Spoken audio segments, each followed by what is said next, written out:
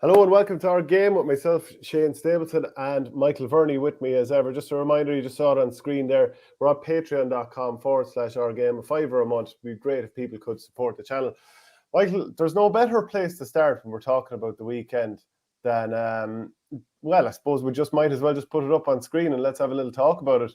Just when umpires take over. Look at this umpire. The celebration. Back in the net. Now, would you be thinking this is all a bit nefarious for a schools game, or would you be thinking, you know what? He's just celebrating. You had to get an umpire from either side to make this game go ahead. He's not going to not love his team. No, it's a funny one because I think they got a goal, obviously, and the green flag is right beside him, but it looks like he's totally forgotten to even wave the green flag. He's that excited. But in games like that, sure, and in club games around the country, a lot of the time it is just... hopefully you'd be hoping to get like a club chairman or a club secretary, but a lot of the time you're just pulling someone from the stand. How many times have you been at a game where there's been a hometown decision by a hometown linesman or a hometown umpire, or someone doesn't see something? I have to say I can't remember the last time I've seen that. The only thing I can even closely compare that to is, you know, that famous clip going around where the umpire comes out, or some one of the team officials that's at the back of the goal and actually hits your man a shoulder onto the ground and then steps back. That's the only thing I can compare it to. But he definitely lost the run himself so much that he forgot to raise the flag even. So we've all been in the situation where we know that there's no umpires there, and you know that you hear the ref saying, can you provide a linesman there, or can you provide an umpire? And all of a sudden everyone starts walking as far away from the management as they can, because the management will probably kind of push for somebody to do it. And there's a couple of guys, I'd say, in every club where, like, you know that it's probably worth a score or two if you can get him as umpire up there, because a 50-50 decision, the hand will go up, it'll be a point. And I remember once or twice giving out to a fellow clubman, because he's half blind and he's there as the umpire, and you know he has no idea if it went over or not, and he's panicking. And then the guy who's from the other club, who's standing at the other post, is saying, let's say it was a score or it should have been a wide, and we're delighted it's wide. The other lad is like, you know, chancing his arm, and our lad is he's very iffy because he's half blind. So it ends up being a score, even though it shouldn't be. I remember screaming at a lad one day, Willie, you have to be decisive if you want to actually get your decision carried. You need a really thick skin, and you need a fair degree of ignorance to be one of those really good umpires. You need to just listen. I know, it is dishonest, obviously, but you need just to be able to just wave a ball that's gone over the bar wide, and just stand there like that as if there's abuse been hurled at you, and it's just like water off a duck's back to you. But it's just something that will always happen in the GA, and it's harder to get refs now, let alone umpires or linesmen or anything like that.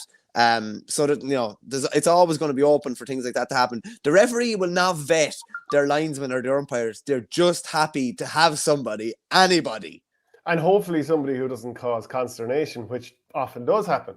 I see Patrick Hickey saying Kerry show today. I mean, obviously Kerry beat Tipperary, which we'll get to at some stage. We'll get to it fairly quickly. I tell you, you said there was only one place to start the show. I just presumed you were starting with Kerry's first ever senior hurling victory over Tipperary. I just assumed you were starting there. It seemed like the obvious starting point.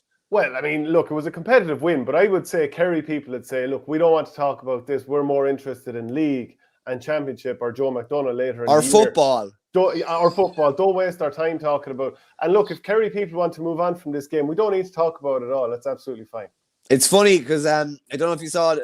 Buff, obviously, a proud Kerry man, had up on his social media last night. Limerick had the fixtures down for next Friday night already, and it's obviously is the co-op stores. That must be a knockout competition, is it? Because they were supposed to be playing the winners, obviously, and they had the fixture down as Limerick v Tipperary for next Friday already. So that will be nailed to the wall, I'm sure. I don't know if it'll make much of a difference, but it'll be nailed to the wall anyway.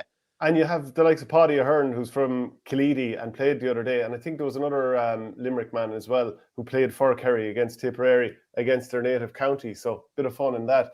Comments coming in. Niall Heffron thought Kilmallock would at the very least put it up to Ballygunner, and it wasn't for the want of effort or guts, even when the game was gone. But the handling, interplay and shooting from Ballygunner yesterday was inter-county standard. It was almost unbelievable. Hard to see any club team beating them yesterday, maybe even Ballyhale, and there'd be quite a few county teams performing like that as well, like 320 to 112.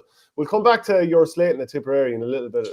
But like, this to me, and there was the consternation after the Lockmore win, and people talking about the play acting and all that. And I'm delighted to say that none of that sort of stuff is on the menu again here. But this was a statement win. Ballygunner, they conceded the first 2 points, then they scored 1-6 without reply, and from then on in, it was just how soon before this turns into a hammering, because they were just unbelievable. Yeah, at one stage in the second half, they were 3-14 to 6 points up, and it looked like an unmerciful hiding. And then, in fairness, I think Kilmallock actually beat them 1-6 to 6 points thereafter. And in fairness to some of the subs that came on, Conor Hanley, Killian Hayes, Phelim O'Reilly, kind of put a bit of respectability on the board. And at least it didn't end up 4-25 to 10 points or something like that. There was a bit of respectability there. But just as the viewer says there, like, just the efficiency and their use of the ball. No ball is ever wasted. It's they pick up, the cornerback picks up a ball and it's a chance to start an attack. There's just no ball cleared for the sake of it. The word clearance does not exist, I'd say, in their heads. Everything is a delivery. Everything is, how can I get this out to somebody fast? And even the stick passing, 30 or 40 yard stick passing, it's always either to the man or in front of the man. It's rarely behind the man. He rarely has to check, ball, yeah. He rarely has to check back. And even some of the ball that went into Desi Hutchinson yesterday just was so sympathetic to the forward. Just perfect ball. As you said, you were saying in the preview show, it doesn't matter who's on him when that sort of ball is going in. And it's true, because he's so fast. If he gets to run on you and he has acres to run into picking up the ball, he'll do that sort of damage. I think he had 6 or 7 shots at goal yesterday, ended up with 1-5 from play. Just an unbelievable display. And just talking about like where that kind of ranks as final performances for Ballygunner, I think it's the second highest tally in a Munster club final. It's the third highest or third most winning margin in Munster final history. Like, that was a serious performance, and it just kind of got me thinking, how often with really good teams do they like scrape over the line in a game like they did against Lockmore? Real hard work, but they just did what they had to do, and then the floodgates open the next day. It's like it's almost like a release valve. They've gotten over a really, really tricky proposition. They've had to do things maybe that they're not even accustomed to do, and then all of a sudden they get into Páirc Uí Chaoimh. Ground was in outrageous condition yesterday. Really, really favoured them. Brilliant performance all told. Yeah, Fintan O'Toole regularly joins us. He tweeted after the game, 7 of the Ballygunner team didn't start in their last Munster senior final win in 2018. Only Mikey Mahoney of those came on that day. The team has changed and been strengthened, exemplified by the addition of Desi Hutchinson, which, it's absolutely fabulous point. The other thing too is, one of their common players, Patrick Fitzgerald, and I think he's a cousin of the Mahoneys, like, he's still not even eligible yet. Like, this Ballygunner team, it's not like a case of they're at their last chance saloon or anything like that, and if they don't win it this year, will they ever sort of win it? Like, they keep producing players, so they're going to be a force for many, many years to come. Just on that chain, quickly as well, Páirc Mahoney referenced like Tig Foley, referenced Desi Hutchinson, references 2 brothers, Kevin and Mikey as well. He said they're the lads that are like pulling them forward now, pulling the standards up. He said they're doing gym work, at 18, 19, 20 years of age that they could never have imagined when they were that age. And he said they are getting an awful lot more out of the older fellas. And obviously you've got, massive experience down the middle, in particular with Stephen O'Keefe, Barry Coughlin, Philip Mahoney. You obviously have Desi Hutchinson been saying now as well, Páirc Mahoney. But he said it's the younger fellas almost that are driving it forward. And just even like the likes of Conor Power coming on, Eddie Hayden coming on, like they have a serious embarrassment of riches for now, but also over the next couple of years. And Conor Sheehan's another player that I've been quite impressed with. I think he was really good. Do you think that, how much did I know you've already mentioned it there, but how much did it being played in Páirc Uí Chaoimh play into Ballygunner's hands? Now, there's no issue with it being played in Páirc Uí Chaoimh, but it really did suit them. And the fact that they do use the ball as well as they do, the fact that it allowed them to sort of play as close to summer conditions as you possibly could in January, because the pitch just kind of suits that. And now their next game out is going to be in Parnell Park, and depending on the weather between now and then, it will be a mud bat akin to Parky Rin a couple of years ago. But I think they'll probably still be able to use, because now that they've won the Munster title again, all this talk of losing to Burrisville, that's kind of ended now because they have the title back. But I think internally they can use the motivation of you weren't able to win a war in a sort of a mud bat. That will actually they'll be able to fuel themselves with that and say, lads, we're not going to let that happen again against Loughneel in the All-Ireland semi-final. So there's that. Plus also, assuming they do win that, I think that this Ballygunner team is really suited to the Croke Park side. Yeah, they'd be probably I think it's probably premature on Thomas's and Loughneel, but everybody is thinking of that potential All-Ireland final, a repeat of the semi-final from a couple of years ago, where, I thought Ballygunner had an outstanding chance going into that game, but Ballyhale were just probably a bit cuter on the day. But as you say there, Ballygunner now have a lot of boxes ticked. They've won a couple of those wars. Even the Waterford semi-final this year, they were under pressure against Mount Sion, came through that.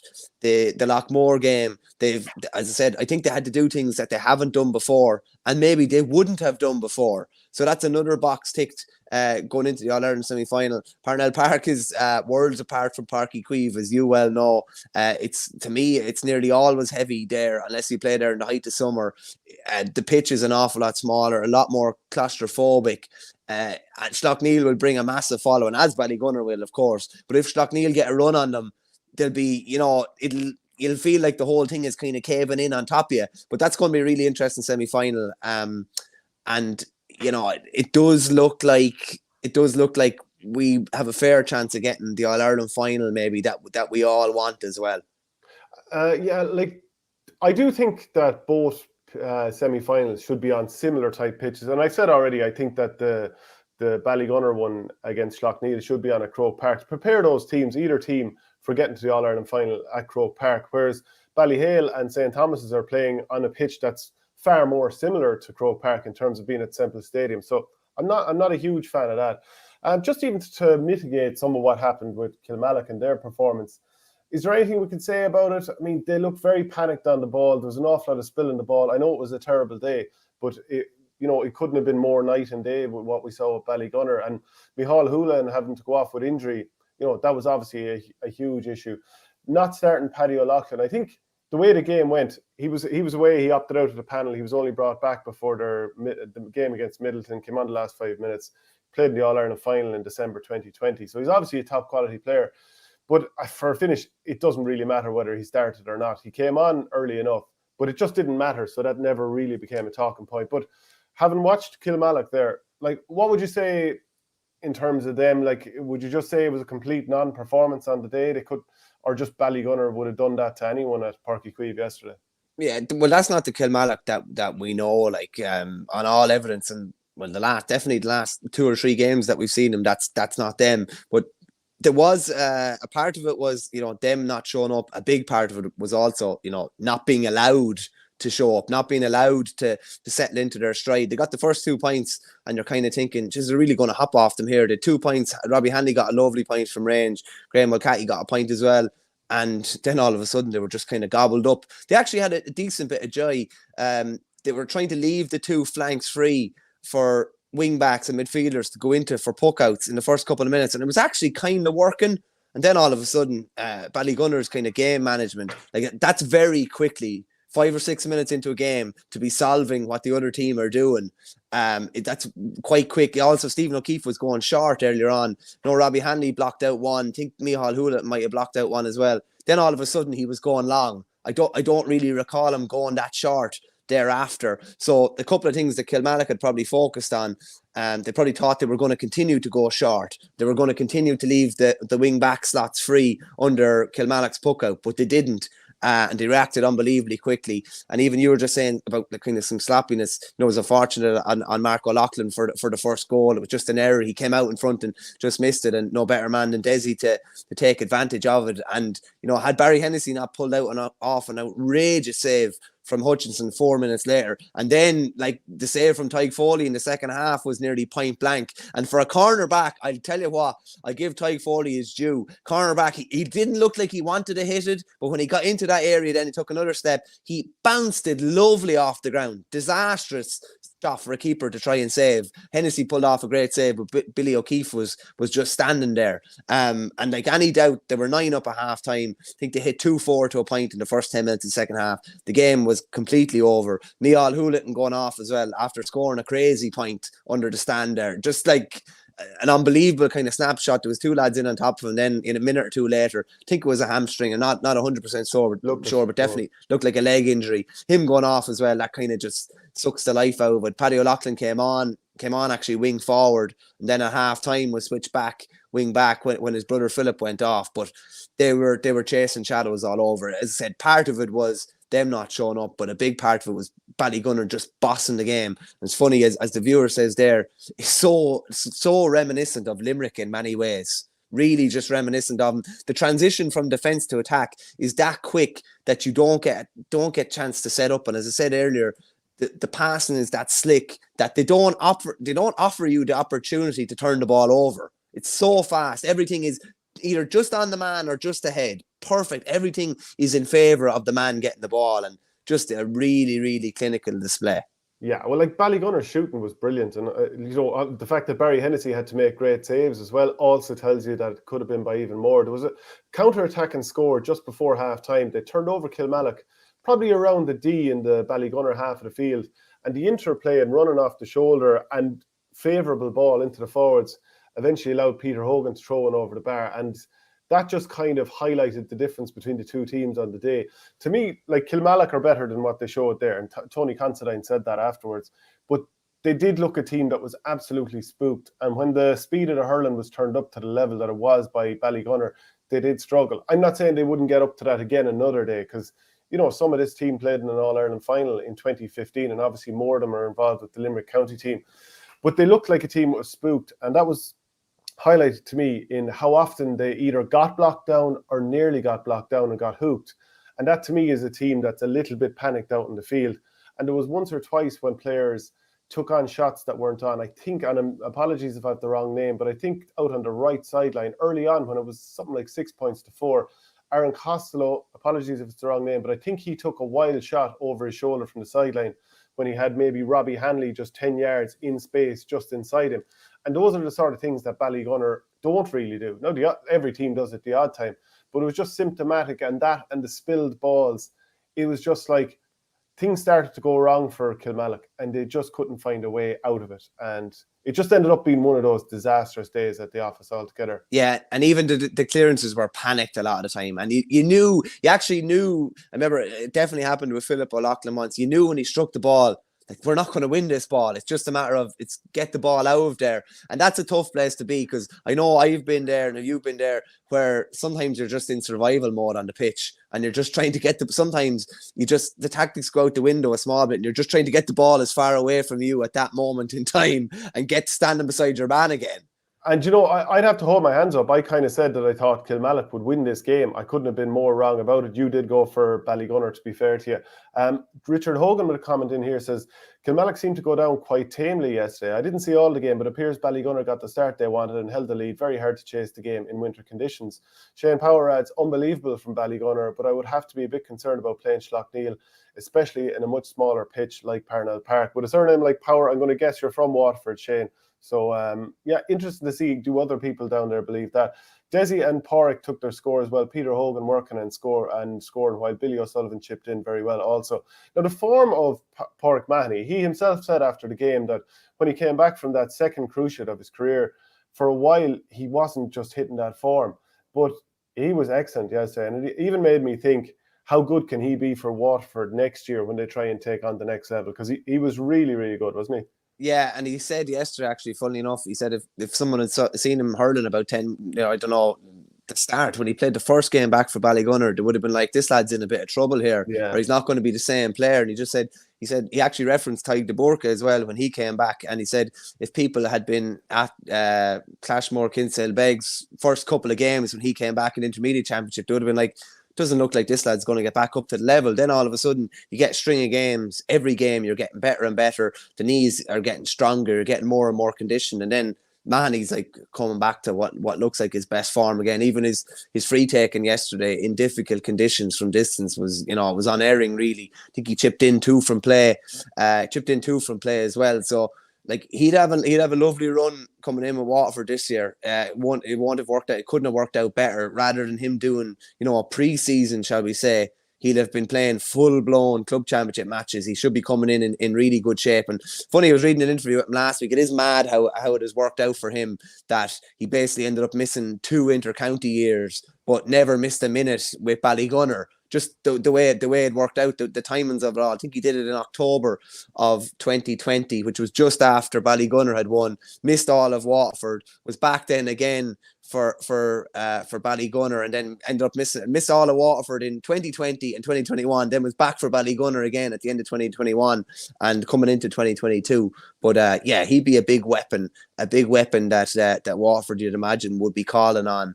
And he was obviously, Liam Cattell was only there for that 1 year, and maybe didn't have them for much with COVID, but he obviously taught a lot of him to make him captain. So you'd imagine he's still a central part of his plans. Yeah, and rightly so.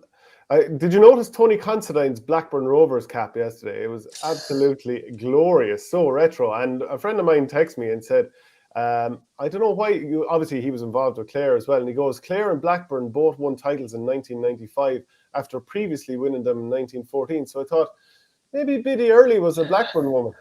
But anyway, that's much ado about nothing. Who do you think is the most dangerous forward left in the All-Ireland Club Hurling Championship? Because I was just making a bit of a short list there, and maybe you can throw Pádraig Mahoney into it, but he probably plays too far away from goals to really kind of fit the bill that I'm kind of looking at.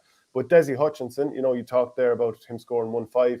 You TJ Reid, Colin Fennelly, Brendan Rodgers, Cormac O'Doherty. I know Brendan Rodgers played further out the field in Ulster. He played midfield against Dunloy. And then the likes of maybe Conor Cooney. Yeah, there's a fair all-star cast there now, isn't it, in fairness?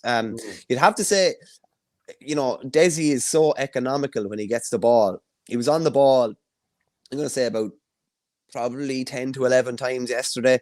Scored 1-5, which was 6 of the touches. Definitely set up another 2 points. He's not, the way corner forwards they are typically greedy, because you have to be, as an inside forward, you have to be fairly ruthless. But he seems to always look for what is the best option. There was a couple of times he picked up balls just down along the sideline, and maybe another forward would have looked to try and put it over the bar or over the shoulder on his left or turn back to his right, but no problem, just 20 or 30 yard pass out to the man that's in a better position. I'd probably say Desi, to be honest with you. He was brilliant against Lockmore, brilliant yesterday. He was brilliant in the Waterford final as well. So I'd probably say him at the moment, but each of the teams in the All-Ireland semi-final has at least one real marquee forward. You could probably say maybe Owen Cody, who we didn't mention there, would come into that category as well. A double young hurler of the year who looks like the world is his oyster as well. But it's funny that, if you look at Ballyhale, they've TJ Reid, Colin Fennelly, and probably Owen Cody. If you look at Schlockneil, they've Brendan Rodgers and Cormac O'Doherty. If you look at Thomas's, you're probably only looking at Conor Cooney, really, that would really light it up. And if you're looking at Ballygunner, Desi's probably a bit ahead of the rest, but Pádraig Mahoney's there, Mikey and Kevin Mahoney are there as well. Peter Hogan could be playing around the forward line too. Like, there's a nice balance to that as well. So there's some. And Billy O'Keefe is putting up scores too regularly enough. I think if you think about their last 4 games, absolutely battered Rowan Moore in the county final. Bet the living daylights out of Ballyea away from home. Then obviously there was the tight game against Lockmore, and won that game at such a canter yesterday. I mean, their form is unbelievable. And the concern had been after Waterford that they had such a long break, and that seemed to be in summer conditions, that how would they adapt? But like ducks to water. And do you know what? I'll bring up the power rankings we had. I think this is the most recent. Vindication. Right, so we have Shamrocks at number 1, Ballygunner 2, Schlockneil 3, and Kilmacud Crokes 4. I mean, we don't like going on about it, but we weren't too far wrong, were we?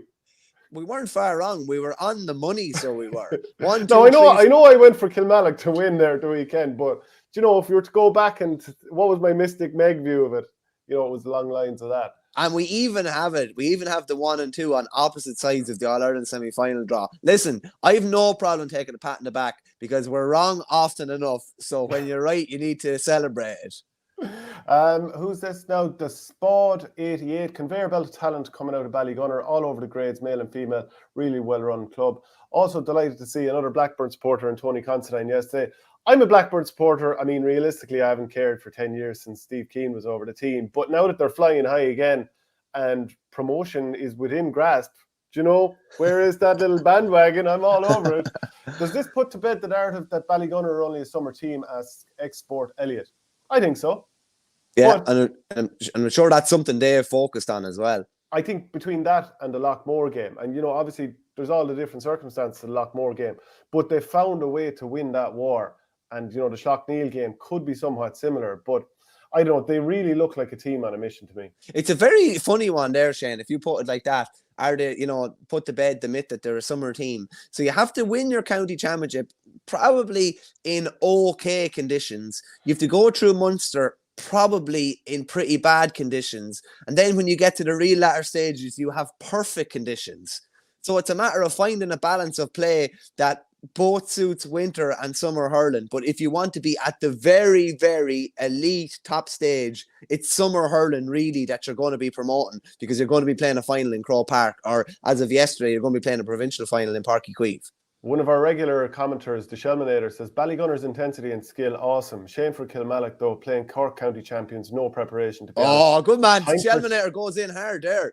Time for second-tier club championship for lesser counties. Look, I mean, obviously there's a Paul Shelley image there, so I'm presuming you're Tipperary. After the weekend we've just had with Tipperary, I think we just need to button it up there for a week. We need people in glass houses, the Shelminator. People in glass houses. I see Shane Power, from Watford, as expected. Used to be a De La Salle man when I was younger, but delighted to see Ballygunner flying for the sake of Watford hurling. Desi unmarkable with the ball going into him. Best 4 teams left, lads. The 2 Ballys should prevail. Owen Cody and Desi Hutchinson would probably be the most dangerous close to goal. Yeah, and I didn't mention Owen Cody at the time, I'm sure, when Richard Hogan put that comment in. Stephen Turbert, just on Ballygunner, plus 36 in the Munster club, away in Clare, and then Tip and Limerick champions. Very, very impressive stuff altogether. And Dara O'Sullivan spoke really well on TG Carr after the match, looked extremely focused and is genuine when he says that Ballygunner only focused on one game at a time.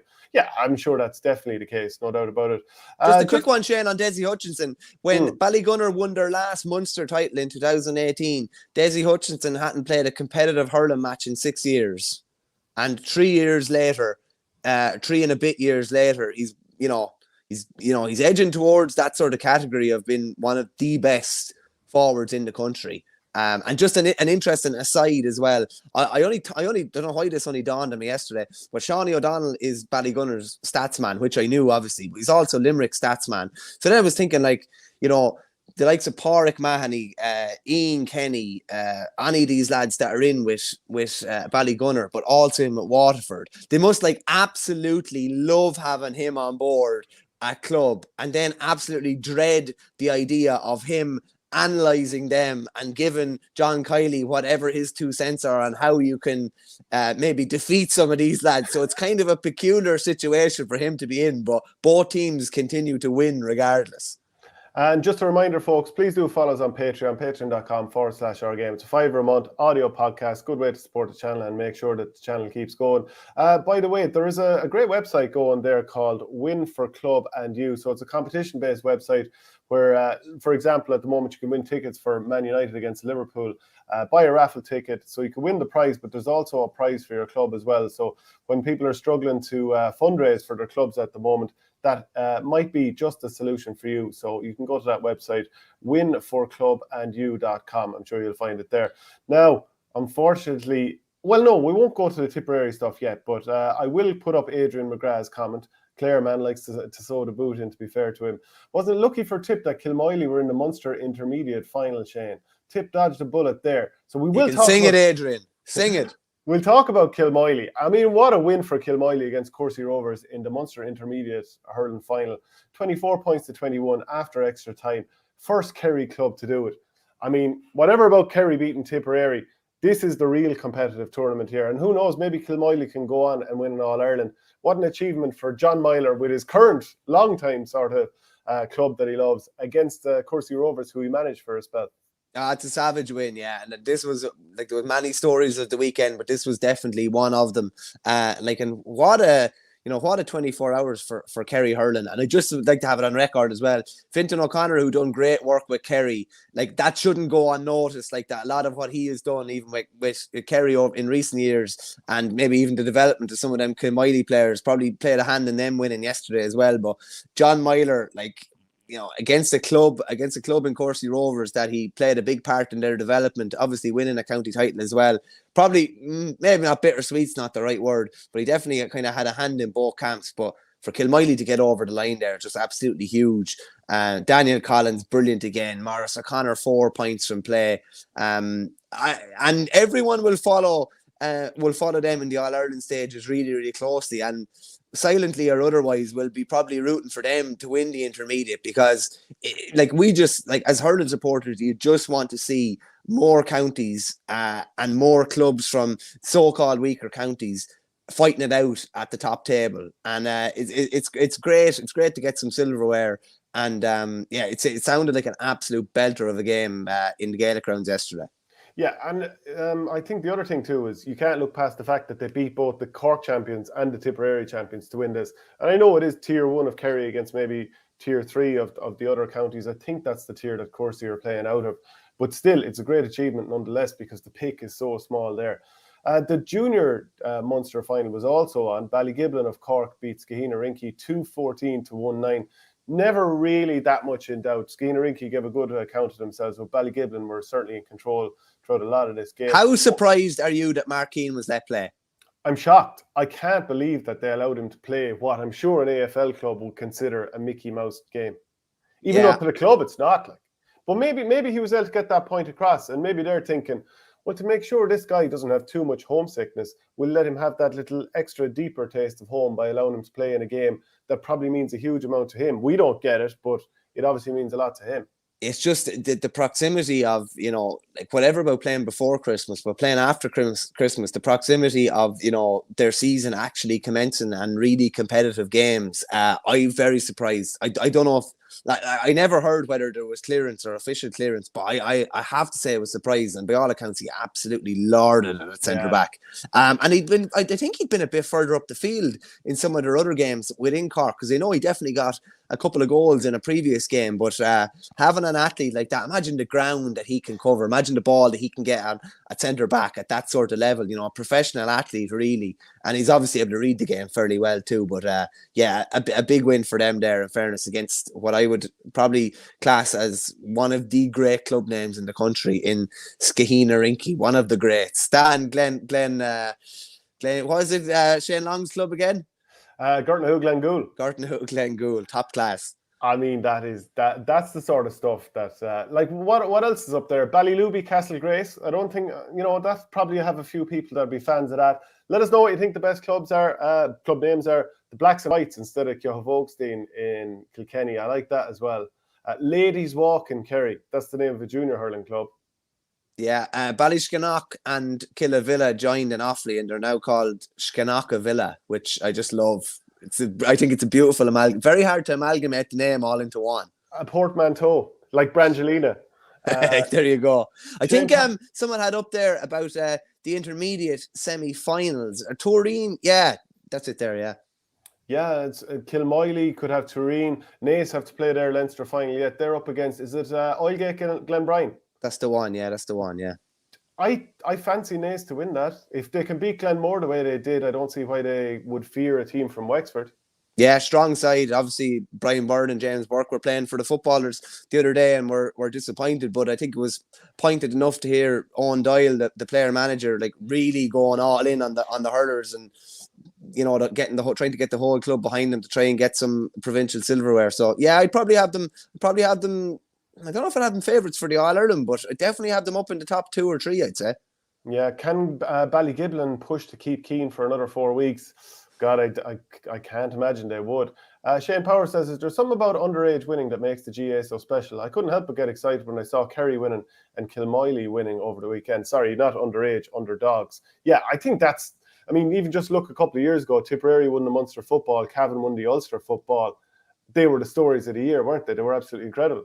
Yeah, I think you just have an expectation, and particularly when they're carrying that favourites tag, and everyone, we're probably all saying that, X, Y, or Z, whoever is the strong favourites are going to win. You love when someone upsets the apple cart, and it just creates an excitement, and you can buy in even if you have no loyalties to the county whatsoever. Like I don't have any association with Cavan. I was even shouting for the Tipperary footballers. No problem shouting for the Tip footballers. The hurlers is a different story. Funny enough, the hurler up on the ditch had up the other day that there'd probably be Offaly people drinking in Roscrea on Saturday night, which I'm sure there was. I'm sure they were all in Ballygunner, Killavilla, Shinrone, Coolderry. They were all in Roscrea on Saturday night, I'd say.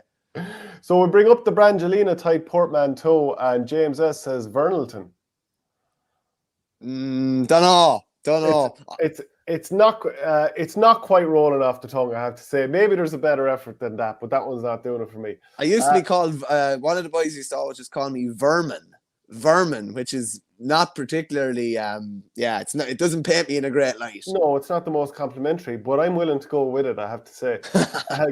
Great stuff for Mooncoin over the weekend. They beat Shamrocks of Offaly in the Leinster Junior Club final. Patrick Walsh, he scored 3-6. Nice to get a hat-trick in any provincial final. I think that was a draw at half-time, Shane, as well, or very, very tight. So most of that damage was done in the second half. Yeah, and Mooncoin, they're going to play Salt Hill Knocknacarra in the All-Ireland Junior semi-final in 2 weeks' time. Salt Hill had beaten Eastkey by 4 points. And Donal O'Shea, who played for Galway over the weekend, we'll come to that in a minute. He had scored 12 points in that game. Now, the Ulster Intermediate final was on. Lisbalaw scored 12 points, but Banagher and 2-11 was enough to win there. Brian Oak, McGilligan and Kieran Lynch, they smashed home the goals there. So, let's see. Main Stapleton would be a solid title for the show. I'm not quite digging it, Shay. It's a mouthful. I wouldn't like to try and read that 3 times quickly. I'm not sure if it rolls off the tongue. Yeah, I'm not really having a shame. But you know what? By all means, go again. We'll see what else you can come Someone up will with. stumble upon a good one. I'm sure they will. Joe Butler would comment in about the Mooncoin and Shamrocks game. He said Mooncoin upped the intensity in the second half and didn't give Shamrocks a look in there after, and the goals flowed. Patrick Walsh was man of the match with 3-6, and it was 1-8 to 10 points at half time. So obviously they did kick on after the break. Shamrocks were relying on frees. I think Nigel Dunn hit 10 frees, and that's the more than Tipperary against Kerry. That's not a good sign. I think 11 points of Tipperary's 14-point tally was from frees. At least 10 of Shamrock's 15 was from frees. Like, you just there needs to be more avenues of scores coming than just a load of double digits from frees. You don't need to sow the boot into Tipperary at every opportunity. You don't have to crowbar it in all the time. Every reference possible. What about Galway beating your Offaly at the weekend, 219 to 19 points? So before we talk about Galway and Shefflin and being asked about Joe Canning, as an Offaly man, I'd say you're thinking, well, this is a good start to the year. We ran Galway pretty close, and when we're looking to go up into Division 1 of the league this year, we need these little crumbs of comfort straight away to make us feel like we're at home at this level. 100%, yeah. And I think there's been a decent overhaul of the squad as well. I think Shane Kinsella has retired. Brian Watkins has gone from the squad as well. Damien Egan. I think Shane Dooley's nursing a shoulder injury or had shoulder surgery. So Mick Fennelly, I think, was saying in the Midland Tribune during the week, he's not 100% sure exactly what his scenario is or whether he's coming back or not. So they were missing Ben Keneally yesterday. He didn't play at all. So, like, I was quite happy, and we conceded a soft second goal that maybe put the game out of reach for us. But we had a reasonably experienced team, experienced in terms of lads that have been playing the last couple of years, and a few new faces, and plenty of fresh faces came off the bench as well. So, like, Galway had the same. There's no point in saying any different, but Galway are pulling from, a load of All-Ireland minor winners in recent years. So I would have been happy enough, Shane, to be honest with you. My own club, my own cattle, I think hit 5 or 6 or maybe even 7 from play. And I'm not I wouldn't be that surprised really, because I've just seen him do it. When he's on, he is absolutely unstoppable. And it's going to be, I think it's good for people to, maybe the wider hurling audience, to see him performing at that kind of really top level. And I still think he can do big damage against a lot of those big teams, but definitely would have been happy enough. Yeah, definitely. Like, that probably wouldn't have been expected, maybe, because we were missing a few of our what would be regarded as our better players, and Oisin Kelly's out with a cruciate as well. So that definitely is a good sign for the campaign ahead. Yeah, and I'm looking at the Galway team. It is pretty inexperienced in terms of like championship matches. Like Gerard McInerney played, Jason Flynn played, Brian Kincannon, and after that, I suppose it's young lads coming through. So to me, I don't know how much you can read into these games, which is, when we'll come back to that again in a minute with the Tipperary situation and losing to Kerry and how good Kerry were. But what about Henry Shefflin talking about there won't be any more Joe show? And he goes, would I love to work with him? Of course I would have. He was a once-in-a-lifetime hurler, a generational hurler, and he'll be a massive loss. But it's over to the other players now, and they know that. They have to fill the void, a massive void to fill, but they will have to fill it. I think it was more or less like, I think it was pretty obvious that he wasn't going to be coming back. And when he got involved with the minors, and Henry had referenced the fact that he's regularly seen him involved with the minors there at their training sessions. I mean, this was a foregone conclusion, really, wasn't it? Yeah, but he did chat to him, which I thought was interesting. He did bring up the topic with him, and his obviously, as Canning had said last year, his mind was already made up, and he wasn't for changing. And I think Henry said he's seen him in Loch George several times with the minors already, and said it was great to have someone like that kind of helping to foster, the next generation. And it's kind of nipped in the bud now. Henry's had his first game as manager. Joe's with the minors. Won't be talked about anymore. Even a question was thrown to Shefflin about coming up against Brian Cody later on in the year, and he kind of, as Jason Byrne wrote in The Sun today, he sidestepped it in a typical Cody-like way, never mentioned anyone's name or anything like that, and said, there'll be a lot of water under the bridge when they meet. So he's clearly a bit of a chip off the old block in that regard. But I was only thinking, I was driving back up from Cork yesterday, and probably too much time to think, and I was only thinking about, like, what will Cody say when that comes along? And I think it'll be something along the lines of, no, it's not about Henry Shefflin and Brian Cody, just about Kilkenny and Galway, and I think that's kind of what you're going to get. I don't think Henry's going to feed into it too much either, but he definitely would have learned a good bit yesterday about the likes of Conor Walsh. Is it Robbie Glennon, Davy's brother, was midfield, was very good as well. Did lots of new faces that maybe haven't got that much of a look in at senior level, and Henry would have seen a lot of them yesterday. I think he would have been happy enough with a few of them. Again, how much do you know from or learn from these types of games? Probably not that much, but a lot of his squad are going to be playing Fitzgibbon over the next while. Don Lachey is going to be playing an All-Ireland Intermediate semi-final with Salthill and Knocknacarra. So good to get game time into them. Probably the only bad point of the game is Jason Flynn went down with a hamstring. If you're looking at, a hamstring injury that was bad enough to see him need treatment and that, you're probably looking at 6 weeks. So probably won't be back in action till maybe midway through the league. So that was one of the few sour points of the game. I wonder, is this kind of the year for Jason Flynn to really kick on to that next level? Because I don't know what other star, like, he's 27, he just went 27. Like, he's that perfect age that he can now maybe even take leadership of that forward line. And so they're already going to have Cathal Mannion in there. They're already going to have Brian Kincannon, Conor Whelan as the mainstays. Evan Nyland perhaps will come in. Maybe you'll be looking at Conor Cooney or whatever. But Jason Flynn, sometimes he does stuff where you think, wow, like in terms of talent and skill-wise, and like he's got the speed and he's 6 foot, probably 2 or 3.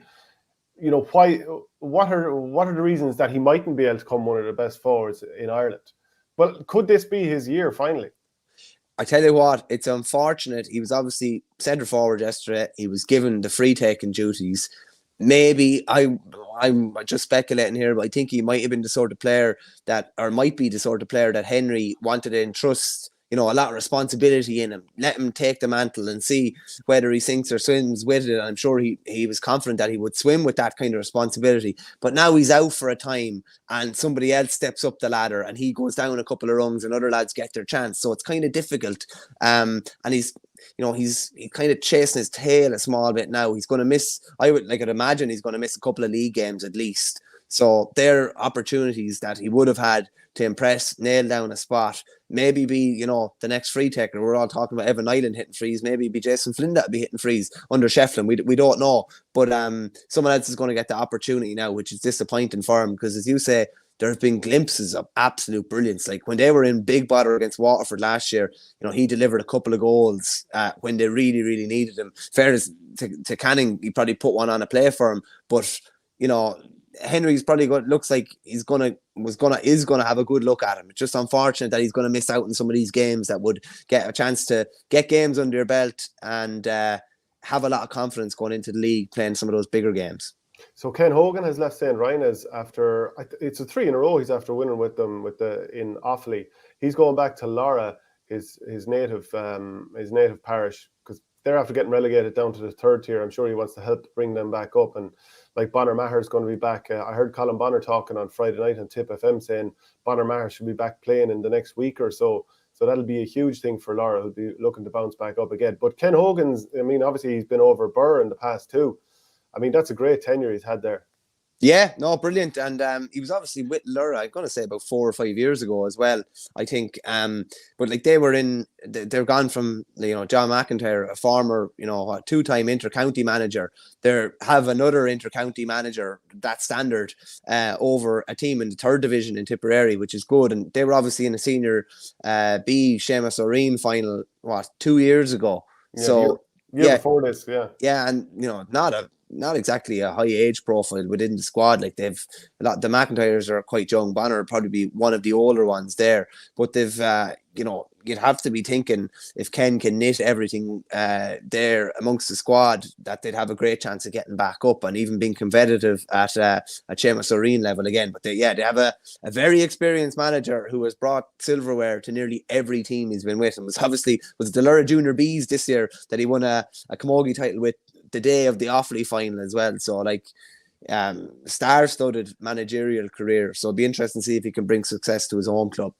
Actually, just to jump back to Galway and Offaly again, hard to believe a sellout for a Walsh Cup match all the same. To me, that makes me think of when Davy Fitz took over Wexford a few years ago. And remember that first Walsh Cup game, and there was a big crowd there for the Kilkenny match. I'm pretty sure it was down in Wexford Park. Do you think there could be this sort of initial kind of new manager bounce because it's somebody that's very much capturing the imagination of the supporters? Yeah, I think so. Did you hear any naysayer from Galway when Henry was appointed? I didn't hear one, and I talked to a lot of people, and even going down through Twitter, it's always a cesspit of negativity on Twitter if you want to find it, but I didn't see any, to be honest with you. The only negativity about the appointment was probably potentially from Kilkenny folk, that they were losing their greatest ever hurler to one of their rivals. So I think there's definitely going to be a bounce there. Now the sellout was probably partly due to the fact that Ballinasloe would have had a capacity, so 3,000 would have been, it's not Salt Hill, it wouldn't have been able to hold that sort of crowd. But I think it's much better to have it in that sort of a venue where it was real kind of tight, and everyone is nearly, I know people give out, but everyone is nearly in on top of each other with COVID, and it creates that kind of atmosphere. And I would expect to see that over the next while, and even I think it'll carry through to their league games. If you look at, you mentioned Davy there, look at the amount of people that they were bringing to. I was down in Galway when they beat Galway in a league game in his first year in 2017, and there were as many Wexford people there as there were Galway people, and they had massive home support then when they were playing in Wexford Park. So I wouldn't be a bit surprised if the numbers stay strong, and there's plenty of hurling folk in Galway anyway, so it's not as if they wouldn't be going to the games there. Funny enough, I was chatting to someone that was at the game yesterday, and they reckon there was at least 4 Galway managers at the game. So Micheál Donoghue was doing RTE radio commentary. Cyril Farrell was there because it was a hurling match, and Cyril Farrell goes to every hurling match. I think Conor Hayes was there as well, and John McIntyre was there for the Connacht Tribune working. So I don't think something like that would happen too often. Then obviously you have the current manager on the sideline as well. So there were 5 Galway managers at the game. That's some stuff. We've put it off long enough. You've tried to bring it up a few times, but Kerry beat Tipperary 17 points to 14 in a Munster co-op. First competitive win for Kerry over Tipperary. And you have to take into consideration that Kerry were missing those Kilmallock players, the likes of Daniel Collins, who was captain last year, Paddy and Maurice O'Connor. And, asked after the game about the contrasting debuts for Stephen Malumphey, who's taken over Kerry, and Colin Bonner, who's taken over Tipperary. Malumphey said it's great, but it'll count for nothing if we lose our first couple of league games later on. We have a lot of work to do, but it's nice to see a reward. we have a lot of changing of old habits. It's not a daily or a weekly thing, it's a monthly thing, and hopefully we're going in the right direction. Work rate is a key metric we have. I think that's an interesting one that he's talking about, changing of old habits, because they have done well in the last number of years, and I'm sure Fintan O'Connor, for example, who was over the team, and the other selectors involved, they certainly were working on things and trying to bring the team along. So I'm wondering what exactly that is referring to. But obviously, you're trying to find ways of explaining in a broad sense. We're trying to take the team on to the next level. Colin Bonner, he said the lads will learn from it. It's only January 8th, and we'll go back to the drawing board on Tuesday night. So I think there've been COVID in both camps, and obviously, as I said, no Kilmallock lads. The Tipperary team was very, very changed, but that certainly wouldn't be an excuse when you're looking at both teams not necessarily having the most familiar lineups on the day. So the Tipperary team, that was Barry Hogan in goal, Dara Carey, James Quigley, Craig Morgan. So a fairly inexperienced full back line. Owen Connolly, Robert Byrne, Paddy Cadell, who went off very early on, Dan McCormick and Sean Kern, who was back in for another go in midfield. Jerry Brown, he's back on the panel with some of the biggest ink game you're ever going to see on his right leg. It looked like a sort of a Grim Reaper type vibe, just completely taking over his leg. A bit like Mickey Burke, the Meath footballer, like serious ink game there. Conor Stapleton was centre forward, and Rian Doody from Kappa White, he was playing. Sean Ryan, Paul Flynn, and Keano Kelly was the full forward line. I was watching the game on Saturday, and probably one of the only positive things was a free that Sean Ryan knocked over. He missed the lift, and he actually had to stretch forward and hit it with one hand from the 45 over the bar. So, I mean, that's where the positives are going to end pretty much for Tipperary on this one. Yeah, it's not hectic. I'm glad I left you there for a minute or two to go through all the gory details. But I didn't see any of the game. I just heard back different various bits and pieces. But they were chasing the game the whole way. Like, they were behind the whole way. I think an impressive aspect of it is that, it wasn't like a late goal or something like that, that they were, not that they had Tip at arm's length, but that they were always looked like the better team throughout, which is a massive thing for them. And you have to say as well, these kind of competitive, in inverted commas, games at the start of the year does give Kerry the opportunity to produce a result like this, maybe when Tipperary are without a lot of elder statesmen. But geez, it was just a really, really good performance from Kerry. On the flip side of that, are you a bit worried already? We talked about when Colin Bonner came in that Liam Cahill was probably the preferred choice of most Tipperary folk. So that it's probably was important for Bonner to hit the ground running and get a couple of wins, be it Munster League, be it league wins. Fair to say, as starts go, this is one of the worst starts they could have had. Now, I'm not overblowing it, because it's a Munster League game, and it will be completely forgotten about at the end of the year. Much remember, Clare got beaten by Antrim in the first game of the league last year, and by the end of the league, it was completely forgotten about. And when they beat Waterford in the first round of the championship, it was totally forgotten about. So people mightn't be talking about this in a couple of weeks even, but it's still, a disastrous start for Tipperary, you'd have to say. Well, it does leave there's no getting away from it. It's bad. And I think Kerry beat Cork in the start of 2018, and yet Cork got all the way to an All-Ireland semi-final and arguably should have beaten Limerick that day. Obviously, the game went to extra time. They lost, and the two teams' paths have somewhat diverged in terms of success since then. So SSRI brought that up there, and they said, it's still only January.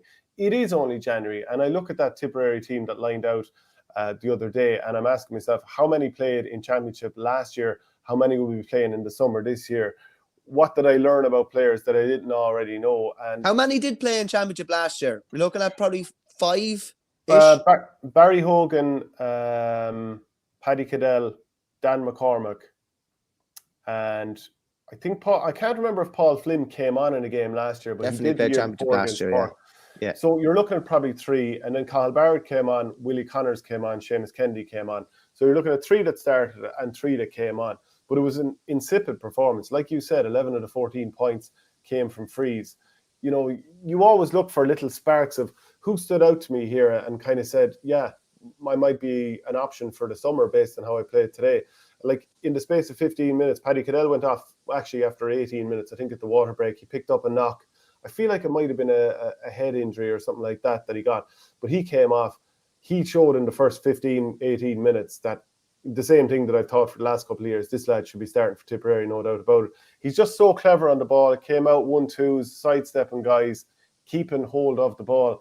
Whereas the amount of players on the Tipperary team that just shot from the sideline, facing away from goal, the sort of thing that teams that are going to win All Irelands don't do. You know, do Limerick do this? No, they generally move the ball around until someone is running straight at the black spot and knock it over the bar. Was there an element of a trial game to that? Like, that's a lad trying. Is that a lot of time a lad trying to make a bit of a name for himself, kind of? You're on the money with that. You definitely are, because like no one's going to really remember. Oh, geez, you remember he made a lovely little kind of few link hand passes. But the guy who knocks it over the bar, he's the lad who's going to be remembered. So, you know, Ger Brown, I said before, he has hurler of the year talent, but I don't know if he'll make good on it. So we'll wait and see there. He had an awful lot of wides. Owen Connolly seems to have filled out wing back. He looks like an absolute tank at this stage, but he had a number of wides. I thought Robert Byrne did pretty well at centre back. By the way, I think Owen Connolly could end up being a very good player for Tipperary. So it's generally just like anyone who came in looking to make an impression on Colin Bonner didn't really. And I think anyone in Tipperary who was a little kind of unsure about where Tipperary was going, this will sort of add fuel to their inhibitions about the team at the moment. So you can't get away from that. It's the first ever loss in history in a competitive game.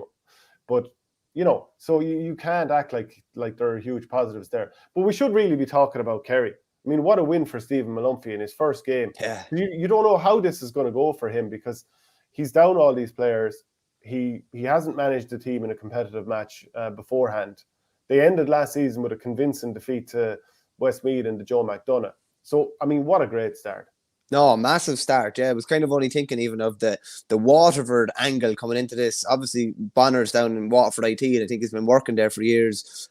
Trained Waterford IT to several Fitzgibbon titles. Obviously, Malumphey has that Waterford angle to it as well, being an all-star with Waterford during his playing career.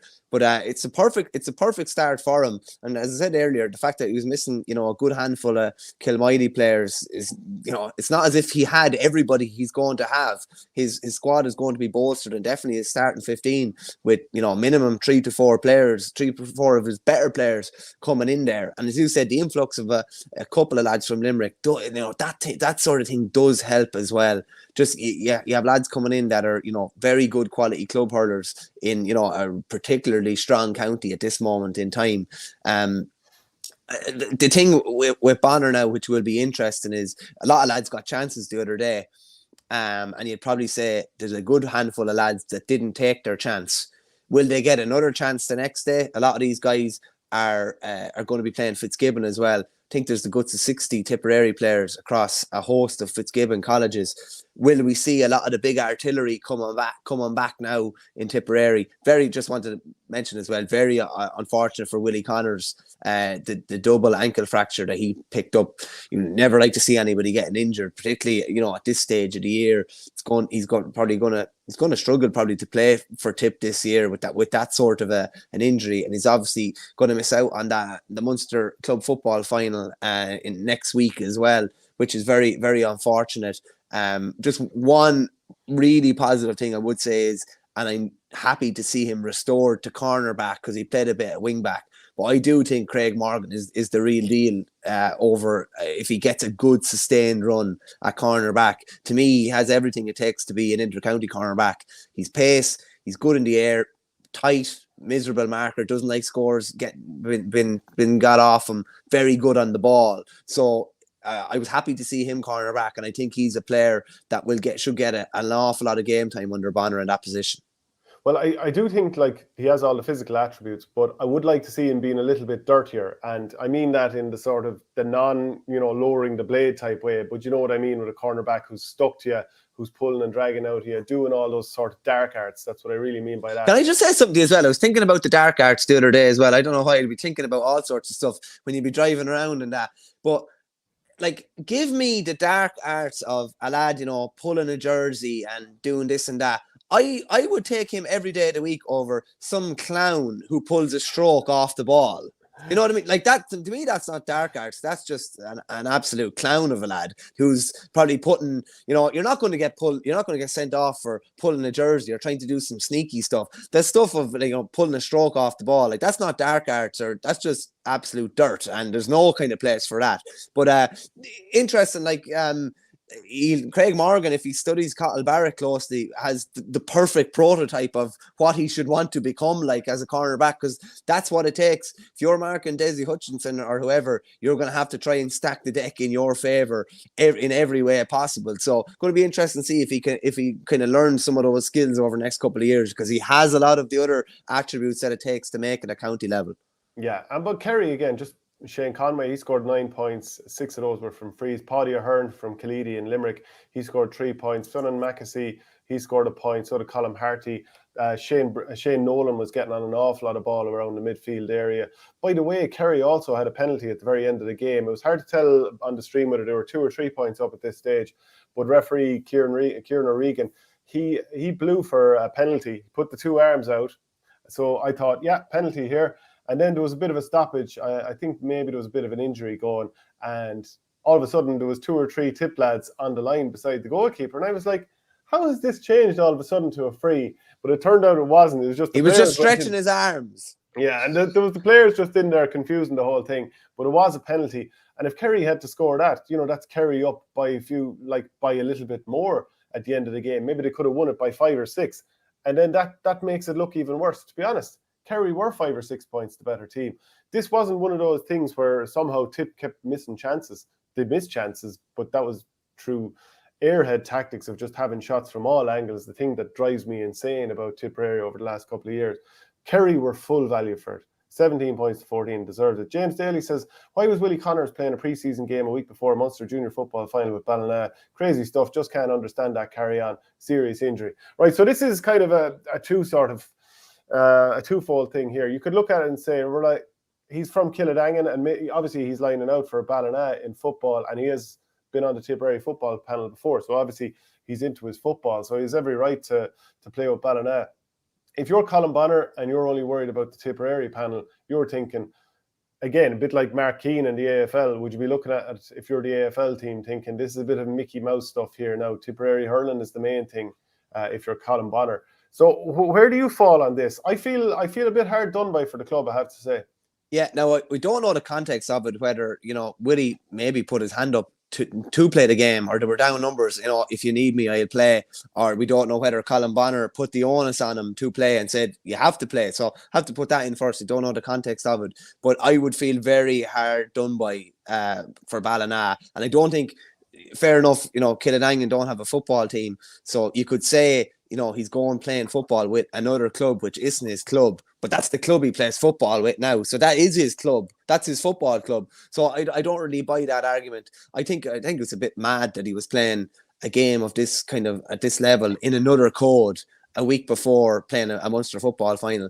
That Munster football final might never come around again. And Ballina are going to be missing one of their best players. And from a personal point of view, Willie Connors is going to be missing out, which is going to be very, very difficult on him. I don't think you should wrap players up in cotton wool or anything like that. 2 weeks maybe beforehand, 3 weeks, like we saw with Stephen Ockenbar, maybe, and a couple of the Gael players playing for Kerry, because Jack O'Connor probably felt, I need to see lads. I don't know. Like, I'm not sure what the merits were of Willie Connors, coming on in this game. I don't think he should have been. I don't think he should have had to feature the week before a big club final. He's only it's just, you might never get that chance again, and now he won't be playing in it. So I think it's very unfortunate for him and unfortunate for Ballina. Yeah, I didn't see Michael Breen lining out yesterday, so I don't know, is it because Ballina is his native club that he sort of say to Colin Bonner, look, I'm not going to play in this. Maybe he's carrying an injury. Who knows? I'm not sure. But Shane Power says, is it true that Tip had only like 5 or 6 subs? Thought I saw it somewhere online. Bit crazy if true. Yeah, there was only 6 or 7 subs. So they were a stretch. So from Colin Bonner's point of view, maybe he was thinking, I need to have as many players available as possible. And maybe for a player like Willie Connors, who's been close to the team the last few years, and especially the end of 2020, he did quite good when he was coming in off the bench. Maybe he kind of felt like, I need to play and put the hand up and do everything I can to sort of plamass the manager and make sure I'm in his plans. So it's a tough position for a player. Yeah, no, it's a very awkward spot for a player to be put in. And at the end of the day, if a manager asks you to play, or needs you to play, you're probably going to play because people don't forget, like, if it's down the line, he maybe let me down here. He didn't play when we really needed, and by the sounds of things, they were really stretched numbers wise. So I would think potentially that he togged out with the view of being there if needed, but hopefully he wouldn't need to come on. And then all of a sudden, Paddy Cadell went off, and I think then Willie Connors came on as the next sub, I think for an injury. So it's very unfortunate the way it worked out, and he's going to struggle to play for Tipperary this year now. Yeah, like, to defend Colin Bonner, if he was so stretched that he couldn't finish the game with 14 men, people would be saying, what's a disgrace? It's a disgrace Tipperary can't find 15 players.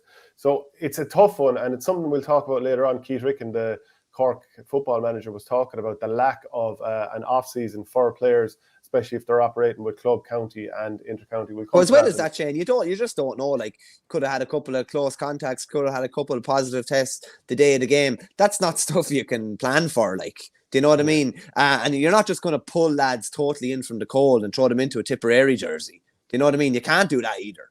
Yeah, SSRI says Kerry should get Darragh O'Connell from Coola back playing for them. He would add a lot. Well, with little Tommy and little Sally to be minded at home, I'm pretty sure that he doesn't have time. If he doesn't have time to play for Dublin, I don't think he'll have time to add in that 3.5-hour commute and stop enough to stretch the legs at Adair, as he told us before famously. I think he sold it into you yesterday, did he? Or the day he was before? sold it into me last night, yeah. He was sold it into me hard about Kerry beating Tipperary. So, yeah. And do I blame him? No. I've never sold it into him about Kerry losing. Well, I suppose I have about Kerry losing football. So maybe it's after coming back. Just a quick one as well, Shane. I know we said about pre-season competitions and their relative merits or otherwise, but it's great that, from an Offaly and a Burr point of view, that people get to see how good Owen Cattle was against a really good side yesterday. And then from a Kerry point of view, that maybe there's a bit more focus on just how good Shane Conway is, because we're not going to see much of him. He's going to be in Division 2 of the league, and he's going to be in the Joe McDonagh. So when's the next time, people are going to be able to see Shane Conway in a marquee game against a marquee team? Like, it could be a Joe McDonagh Cup final. So at least that's one thing about pre-season competitions, that the focus was on Bonner yesterday or on Saturday. There's a bit more attention looking at tips. So people would have got to see Shane Conway's class maybe that wouldn't have seen it otherwise. If Wikipedia is to be believed there, which we know it generally is, it's saying that he's 23, that he only went 23 a couple of months ago. And he's going to be a top player for years to come if he keeps himself right. I just wonder at some stage, Kerry will be looking to hold on to him and build and obviously get up to a stage where they're either in the Leinster Championship or the Munster Championship. But you can imagine that other counties around would be thinking, geez, wouldn't mind poaching him. I mean, if you see Limerick lads playing with Kerry, I'm sure they wouldn't mind having the likes of Shane Conway or, as a former or as a UCC student, that Cork would be thinking, geez, I wouldn't mind having him. I think if it was ever going to happen, it probably would have happened while he was, really flying it for UCC. Not sure if he's still in UCC. I remember looking at the squad list earlier on in the year. I remember being absolutely blown away by how strong UCC were. I went down through all the Fitzgibbon squads, and you're thinking, they're not too bad. Yeah, they're not too bad. Then you see the UCC squad, and you'd just be absolutely blown away by them. I think Mark Yo is still there. Irla Daly, I think, is there. Rob Downey, and a load of Cork fellas. But I don't think the people at Lixnaw and the Kerry hurling folk would take too kindly to you suggesting that he might end up somewhere else. No, but I'm just saying that, rival counties wouldn't mind poaching him, is what I'm saying. Yeah. But look, hopefully he stays with Kerry, and obviously we've no reason to believe that he won't. Obviously a very talented player. What about the Walsh Cup? We've already talked about Galway and Offaly, but Wexford and Laois. So Darragh Egan got off, life as manager of Wexford, his first ever game competitively as a senior inter-county manager. When you consider that Colin Bonner's obviously had defeat against the team he's supposed to be beaten, that'll be a big relief to Darragh Egan to just get things off on the right footing. Oh, without a doubt, yeah. I think he said yesterday that he's only had 9 training sessions. So there's always a bit of kind of trepidation going into a game like this. Said, you're going to be strong enough long term, but you just want to make sure that you keep the faithful happy in those first couple of games, and that as you say, you beat teams that you would perceive that you should be beating. And they had 12 points to spare over Laois. I think they play I think he said they have a challenge game next weekend, and then they have Kilkenny the weekend after. So they learn an awful lot more there. Good few new faces yesterday. Ross Banville, who we talked about from Shelmaliers before, was in there. Richie Lawler in full forward. Oisin Pepper was in there as well from the county champions. And but probably one of the most important things was to see Paddy Foley back, centre back. Obviously stepped away last year. Very important with a fella like that just, a 1 year exodus doesn't turn into a 2 year break, potentially turn into never playing inter-county again. So he's back on the inter-county treadmill again. I was just saying it to you off air, like, to me, he's like the prototype modern day defender. Big, strong, athletic, really good on the ball, can score from distance, can drive forward, and can score long range frees. And to me, he's huge, and they were missing a player like that last year. And I kind of mentioned, kind of half joking, half not, would maybe Lee Chin end up centre back under Darragh Egan? No. If Paddy Foley's back in defence, that's one really good defender. Throw Liam Ryan in there as well. You have two really good defenders. Throw Matt O'Hanlon in there as well. There's no need to make that significant of a change to put Chin back centre back. So I think having him back is huge. Am I right in saying Joe O'Connor, is he going to be there next year? Did he take the year out? Didn't hear that now. Not 100% sure on that now, to be honest. Might have that wrong. I had this notion that maybe a defender or two of Wexford aren't going to be there next year. Do you think there's any, like Kevin Foley has been sweeper, I should say, for the last couple of years. Would you be looking for a way to release him a little bit further up the field? Like when we were watching him play with the club, he was a bit more out around midfield, and he's able to turn and create things. And he played centre forward for the under-21s going back through the years. But like, could you have the likes of Paddy Foley? They had Sean Murphy back there as sweeper before Kevin Foley. Would you be thinking maybe mix it up and get Kevin Foley further up the field? Yeah, maybe so. I would have said probably he could easily slot in midfield, I would say. Very good at scoring from distance as well. Very creative too. A real good kind of link man. Really good. As I said about that sympathetic ball into a forward. He's played in there. He tends to always try and favour the forward where possible. So I wouldn't be a bit surprised. I didn't get too much of a breakdown on the game, like whether they were playing with a sweeper or not. I don't believe they were.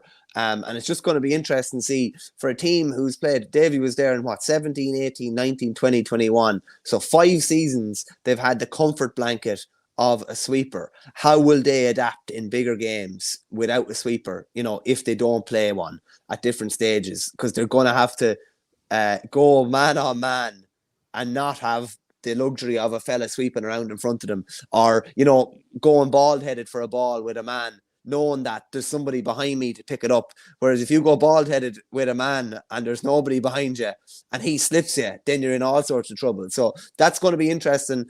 Like we probably would have said the same about Waterford post Eric McGrath, but they didn't play a de facto sweeper, but there were still kind of elements of that deep kind of lying centre back. So it's going to be interesting to see who that player is. Based on yesterday, you think it could be maybe Paddy Foley. Yeah, and he has the quality to do it. So he has the stuff. He has the stuff to do it. But I'd say Darragh Egan will want to get his team lined out as quick as he can. Interesting to see that he has thrown in some of those lads who impressed with the club, the likes of Oisin Pepper. You'll get a few more scorers into the team, no harm, or certainly into the panel. Pepper's made for headlines, isn't it? Absolutely made for headlines. Spicy pepper, etc., etc. What about also in the Walsh Cup? Dublin beating Antrim 227 to 121, so 9 points in the wash up there. Colin Curry with 113, Ryan McBride with 5, Keane Sullivan 1-1, Crummy with 3 points for Antrim. Kieran Clark scored 6, all from place balls, and Johnson and Niall McKenna, they scored 4 points each. So, I mean, for Dublin, it's like they beat Antrim and beat them very handily in the Leinster Championship last year. So it's probably no more than they would have expected from this game. And it's not like they have any players away with club at the moment either. So, obviously the players missing through colleges and probably with COVID, as everyone is. But I'm sure Matty would be looking to hit the ground running and get victories like this. Yeah, Antrim started well enough and we're coming up to half-time, I think. But I think Dublin just shaded at half-time and then kind of pulled away in the second half. Interesting to see Colin Curry hitting frees, and he doesn't hit frees for his club. Like, he has obviously Donald Burke hitting frees. So, but he did take them over during the club championship once or twice. They weren't happening for Donald Burke, so he clearly can do it. That's true, and obviously he gave that unbelievable display, particularly in normal time in the county final. Was it 7 points on the sideline as well? That was his brother Sean. Sorry, that was Sean. Yeah. But interesting to see, like that's a good sign as well, and no sign of Sean, who's another kind of good forward. And we've talked about Dublin's lack of them, so good sign that those two lads are coming through. Good sign as well when you look at Dublin's bench. Like, to me, this was the real takeout point. Obviously, Ronan Hayes came on, Davy Keogh, Donald Burke, Tom Connolly, who didn't see much of last year, obviously Dermot's brother, Eamon Dillon, back from injury,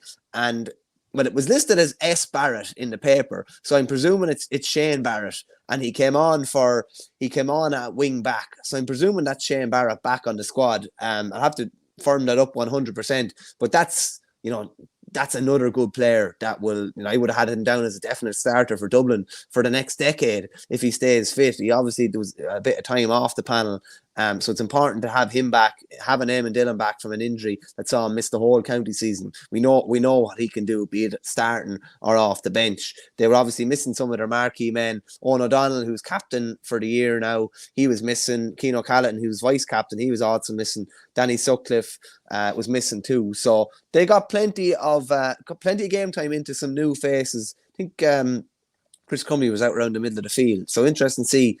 Like, I don't know, he started wing back, he ended up wing forward, centre forward. Now he could be midfield. Going to be interesting to see what position they fall on with him. They've used him full forward too. Remember against Cork a couple of years ago into the game. By the way, that is Shane Barrett that's back on the panel. I just double checked it there online and I see it in a newspaper article. Like, if he gets himself into the inter-county shape, I mean, just trims up a little bit more sort of conditioning, I think he can be an excellent player. So we've been talking about him since, is it 2015, the day that he man-marked Kevin Moran, when Kevin Moran was at the height of his powers, and you thought, this is a serious player if he can do that. Seen him play well against Limerick in the last few years as well. So if he gets up to that top level, he can be an excellent addition. Eamon Dillon as well. They missed him badly this past season. By the way, Thomas O'Shea says Joe O'Connor is gone travelling, the Wexford cornerback. Are you more optimistic? I'm just looking at what Dublin were missing and the guys coming on there, and the possibility of having a squad with a lot more depth and a few forward, maybe an extra forward or two that can do a bit of damage. Liam Rush was missing yesterday as well. I'd be a bit, like, I know it's very early, but having the bodies on board would make me an awful lot more optimistic. An injury-free Eamon Dillon, Shane Barrett, even Tom Connolly that can do a job in different games, be it at wing back or midfield, starting or finishing games. Just even looking at the personnel that they have, I'd be. Do they have a killer there? Do they, like a forward killer? Like Ronan Hayes looks like he can definitely become one, but do they have someone who you think this lad is going to stitch goals and do it regularly? I'd be hanging my hat on Hayes for something like that, and have a lot of lads chipping in around him. But you need more than one. You do. No, you definitely do. But you still have Donald Burke in the forward line. You still have Danny Sutcliffe in the forward line. Maybe you put a Colin Curry and a Sean Curry in around there, or maybe one of them is coming in. You're going to have Crummy somewhere. You're going to have Owen O'Donnell, one of the best defenders. You're going to have Paddy Smith. You're going to have you could have Brennan. You could have Brennan in the goals. You could have Alan Nolan, who's been brilliant in recent years. All of a sudden, is this Matty's fourth year with Dublin? I think it's the fourth, yeah. Yeah, they should have an awful lot to call on from the last couple of years. So I think I'd be looking at them closely this year now. So tell us about St. Rynagh's and their glorious victory in the All-Ireland Club final at intermediate level against Galtier at the weekend. 111 to 10 points. Kay Kenny with 9 points. Aoife McLaughlin with 1-1. Yeah, no, this was I watched every bit of this. It was in Tom Semple's good field there Saturday. This is a great win for Rynagh's. They were beaten in the 2018 semi-final by Galtier by a couple of scores. Galtier got a last-minute goal in the All-Ireland final in 2020, but Rynagh's exacted revenge here. And I have to say, I think it was a real efficient display. They were playing against a strong breeze in the first half. After about a minute or two, Galtier got the first couple of scores. Rynagh's had a sweeper back, just totally shut them out. They would have went in absolutely delighted at 6 points apiece at half time. Rynagh's took most of the chances that they had in the first half, And it was probably, a soft goal that was the difference between them at the end. Aoife McLaughlin kind of put through what looked like a speculative effort. I think it was a point effort that was kind of half hooked, and Una Jackman just kind of miscontrolled. It ended up just barely trickling over the line before she flicked it back. But they kind of were just about able to keep them at arm's length. Galtier got it back to 2 points a couple of times, but Kay Kenny got a point underneath the stand on the far side. It was absolutely outrageous off her left. Just a brilliant score. There's very little she can't do at either camogie or football. Just top class. Won All-Ireland with Niamh Kieran a couple of years ago in football. Now wins one with Rhinus. She's originally from Forban, but would play her camogie with Rhinus as a permission player. She was brilliant. Mairead Daly, who I interviewed last week, who talked about her 80-year-old knees. She says she's barely able to train with her knees, but she stays fresh for matches, and she was as fresh as anything in the second half and was absolutely everywhere. And it's a massive win for them. They're going straight into the Leinster campaign in 2 weeks' time. So having not been able to win an All-Ireland, they have the chance now to actually, win 2 All-Irelands in the space of about, I don't know, all told, it could be about 2 months, I'd say. And just a word on Helen Dolan as well. She's engaged to Ben Keneally, who's the Offaly hurling captain. She came back playing after having a child a couple of years ago. Absolutely brilliant in the middle of the field. And it's fair to say there's good breeding in that child anyway. And I'd say there's a future camogie star there. So All-Ireland Junior Camogie final from 2020, Raharney beat Clonmars 1-7 to 7 points. Hannah Core, she hit 1-2. And the Munster Senior Club Championship, Scariff Oganalo, they'll take on reigning Munster champions Drummond in the camogie final. So Scariff beat Inishgara 1-8 to 8 points. Susan Vaughan was shown a straight red in the closing stages, so remains to be seen if she's allowed play. And Drummond beat Newcastle West 10 points to 7, even without Ray Deveston. By the way, about Scariff Oganalo, the club was only formed in 2012, won Munster Junior in 2013, Munster Senior in 2019, and they won the Senior Minor A and Under 16A this year. So that's some stuff there. A couple of comments flying in here. The Shelminator about Tipperary. Lose to Kerry, okay, but if you lose to Cahill's crew, not okay. That is very true. Colin Bonner, the biggest pressure this year will be to beat Waterford. And Adrian McGrath talking about those players who take the pot shots from the sideline, trying to make sure they get noticed by the manager. No one in the crowd will remember, but the lads on the sideline can't be looking for players who hit the ball over the shoulder points, but for the lads making a bad ball into a good ball, surely. I'd agree with Adrian totally there. Yeah. I think the attitude has changed a lot as well. I think 15 or 20 years ago, lads would be looking for, did you see that point he got from the sideline? Wasn't it unreal? Whereas I think now, I think any manager or coach worth his corn is like, did you see the way he didn't take on the point there and slipped it back inside and played the team ball? It's all about the team ball now. So like, I think that, any manager that's looking at something, looking for this, Hail Mary that goes over the bar, thinking it's the greatest thing ever is, unbelievably short-sighted, because he could try another 9 or 10 of them and they're not going to go over. Yeah, that's it, without doubt. And like even with video analysis these days, you'll find that a lot of the teams, they're able to get a player's individual highlights from a game. So if you've ever done this, and I had it once sent to me after one of the Club All-Irelands, and it was just all my clips every time I touched the ball, and I came away, it was sobering enough. So if you're one of these players who plays further up the pitch and you're taking shot after shot after shot and they're all going wide, and the manager says, have a look at that. So you took that shot there, it went a mile wide, you were facing away from goal, but you had a lad just inside you there, you could have passed the ball. Next one, you could have passed the ball.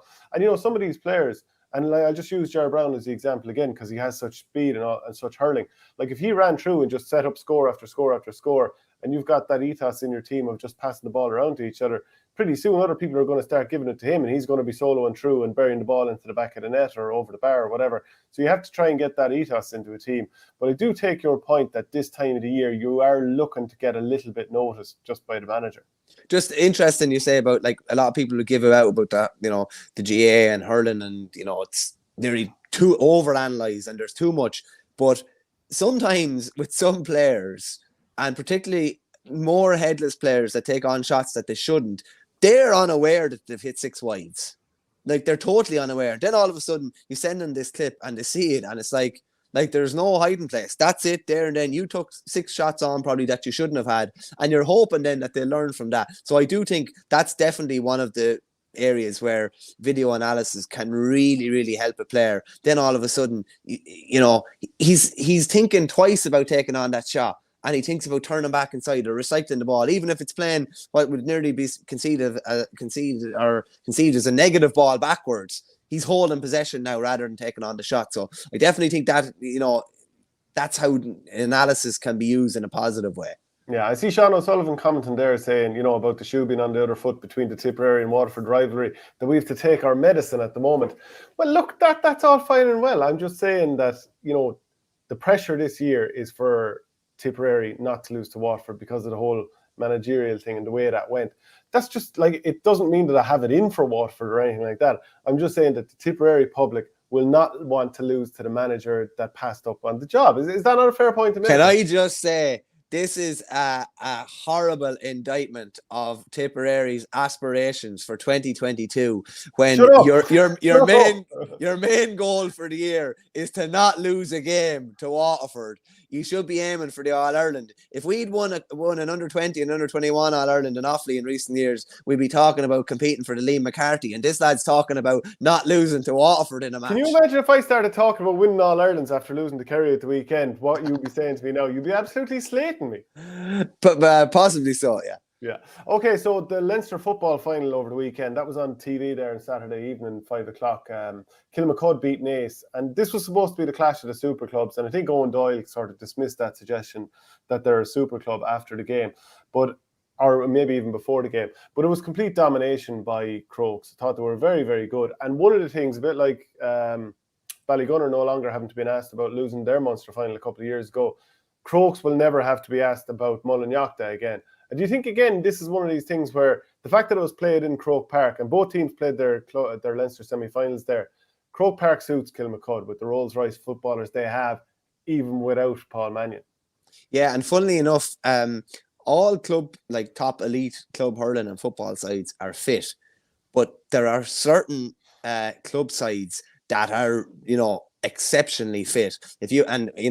Play exceptionally efficiently as well. Ballygunner would definitely do that in hurling, and you would have to say that the other day, like Naas are a very fit side, don't get me wrong, Of course they are, but Kilmacud just looked really at home there physically and tactically, and it definitely aided them a bit as well. Did you notice like some of the subs that weren't even used for Kilmacud Crokes, during the warm-up or whatever, lads we didn't see later on, absolute tanks, and you can see these lads are physically in great shape, and if you're number 25 on the panel, just to pick an arbitrary number, if he's a tank and he's able to keep going all the way into the well and training every single day, then that drives other lads on ahead as well. And therefore, it's no surprise that the level of the subs or the people that come in to replace Paul Mannion, and not that one person, for example, Callum Pearson was one of the people who started, it's not that he's going to go and kind of fill the boots of Paul Mannion, but so many other lads stepped up. I mean, what an excellent forward line they have. The likes of Shane Cunningham, Shane Horn, who came on, Darragh Mullen in there. Like, they just have a great spread of forwards in there. And ultimately, it was a bit too much for Naas. Like, Naas, they didn't even score in the second half. Obviously, pushing for goals towards the end, and that makes all the difference. But they really didn't look like a threat. The more the game went on, you were just thinking, like early in the second half, I was nearly thinking, blow it up now. I can't see Naas coming back. Yeah, it was a couple of missed opportunities in the first half to maybe be up 2 or 3 at half time, to maybe have had a little bit of a cushion. Whereas, when the second half started, after them going in, they went in a point down when I thought there should have been a point or two up, and Kilmacud got on a run, and then that was just it. And even towards the end, it was real clinical in the sense of keeping ball, and just like, I can't imagine how frustrating that was for Naas, because you're just dying to try and make something happen. But if you don't have the ball, how are you going to make things happen? And it was just really, really efficient. And as you say, like without Paul Mannion as well, you have to say, like, it was a really, really classy performance. And there obviously doesn't look like they're going to have him for the All-Ireland stages now. But with due respect to Mannion, and he's a fabulous player, they didn't miss him the other night. And he sold you a pup last week, didn't he? He sold me one, and he sold most people, I'd say, as well. But he was up for interview at an AIB gig on Thursday, and I asked him straight away, just like, how's the injury? How are you fixed for the weekend? And just read out what he said. He said he had picked up a knee injury against Port Harlington. It was a kind of an old war wound, or something that he had before. And he just said it just kind of flared up a bit in the following days after the semi-final against Port Harrington. So he took like a week or 10 days off and was able to train last weekend. One more session tonight to get through, last bit of preparation, then I should be good to go again. So listen, apparently he underwent surgery on Friday. Now, to be fair, if I was Paul Mannion, would I have given the opposition 48 hours notice that I wasn't going to play? Not a hope in hell would I have, because they were planning for him and only found out probably half an hour before the match. So I can understand, but if he knew he was going to be out on the Thursday, it was probably an awkward spot for him to be in doing an interview on Thursday. But if he was stretching the truth, he'd done it very, very convincingly, I have to say. Do you know what? If Kilmacud had to lose this game, they would have been kicking themselves. Darragh Mullen, he had a goal chance, went high off the post when he was kind of in. That was a real rush of blood to the head now. Oh, yeah. And then he had another chance, great block by Daly. I can't remember his first name now off the top of his head. The ball ended up over the bar. But still, look, they saw it out. Tom Fox was very good. He got 4 or 5 for a finish, couple of beauties at the start of the game. And without Paul Mannion, you were thinking, who'd be on the freeze here? I'm sure the locals in Kilmacud know that Tom Fox is well able to take them, but he looked very composed on it.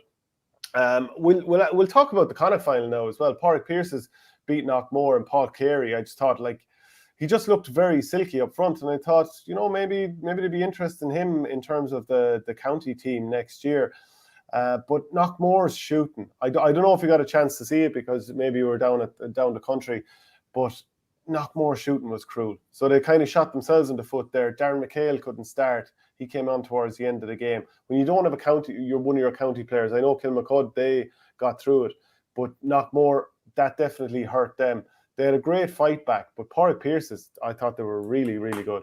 How we have continued to underestimate them. There's no point in saying any different. We have, and that, despite the fact that they were in a Connacht final only 2 years ago, I didn't see much of this. I was just listening to Frankie Dolan and Cathal Mullally on RTE, and composure, a lack of composure and a panic was what Frankie kept saying about Knockmore, and just that's kind of what it sounded like. And funny enough, when they probably did need to panic a small bit was at the end, when they probably took a couple of points maybe where they could have tried to work a goal to go a bit lower. In fairness to them, they managed to keep in it and make it a bit of a thriller down the home straight. But as you say, Paul Kerry was just everything he touched turned to gold yesterday, and that was an absolutely brilliant performance. In fairness to Pat Flanagan, they hadn't won a county title before he came there in 2019. They won one in 2019, won obviously 2021. Were beaten in the Connacht final in 2019, and all of a sudden they win a Connacht final now.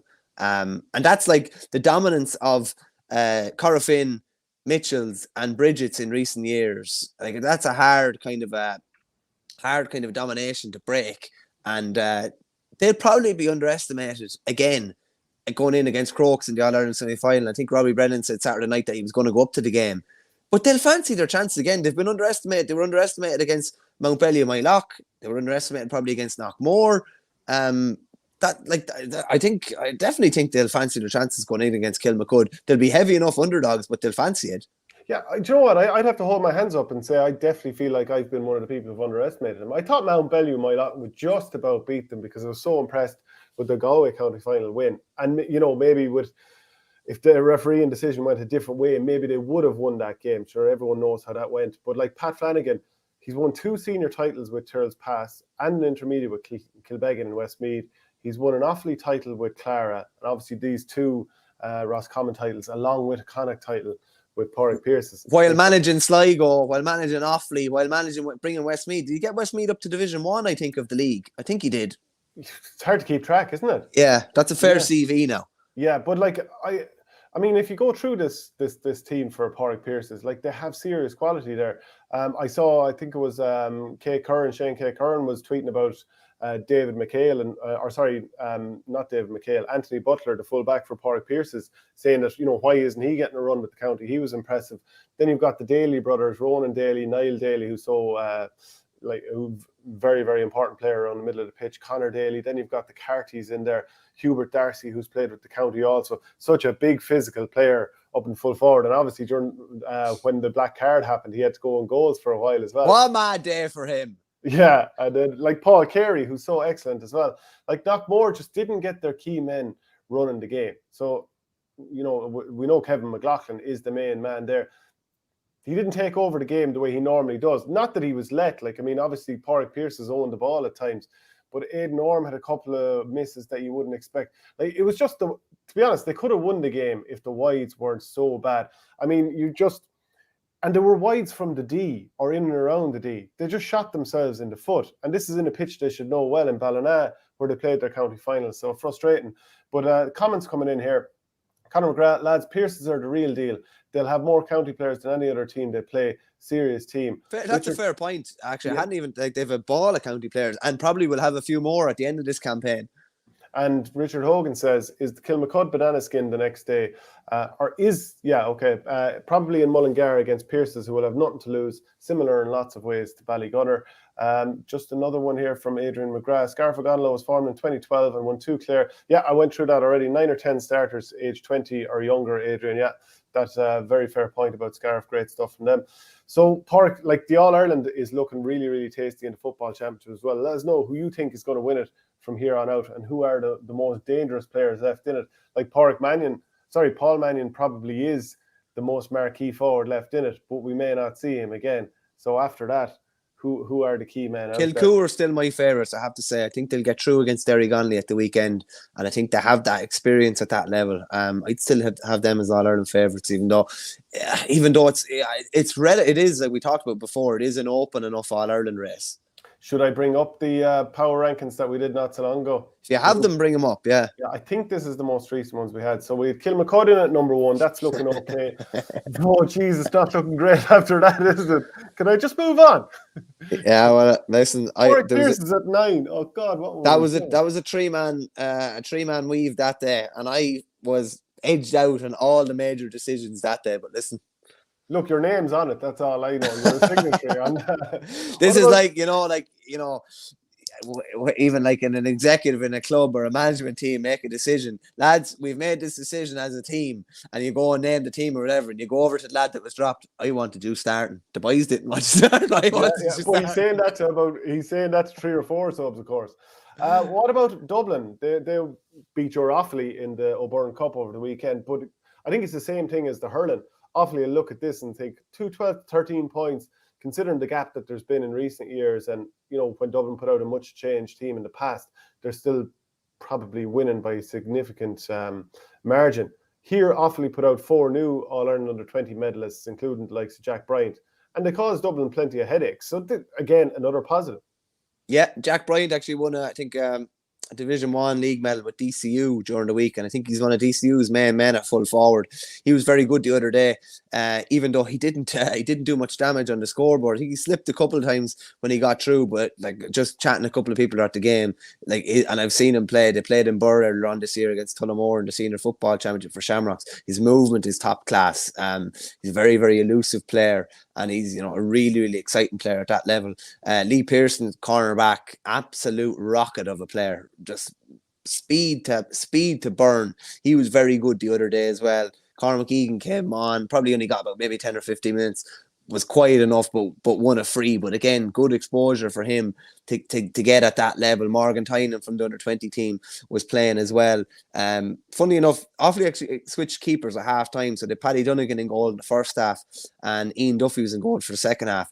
But from chatting people that were there at the game, Dublin literally couldn't handle Paddy Deegan's kickouts, number 1, and the fact that he was making himself available for the overlap the whole time as well. So when he came off at half time, probably forced Offaly to play a little bit differently, and Dublin maybe got on top of them a bit more. But again, that's another good sign. Paddy Deegan plays outfield for Shamrock, so why not use him if he's that comfortable on the ball? Why not use him out to pitch a bit more, like Mannion use Rory Beggan?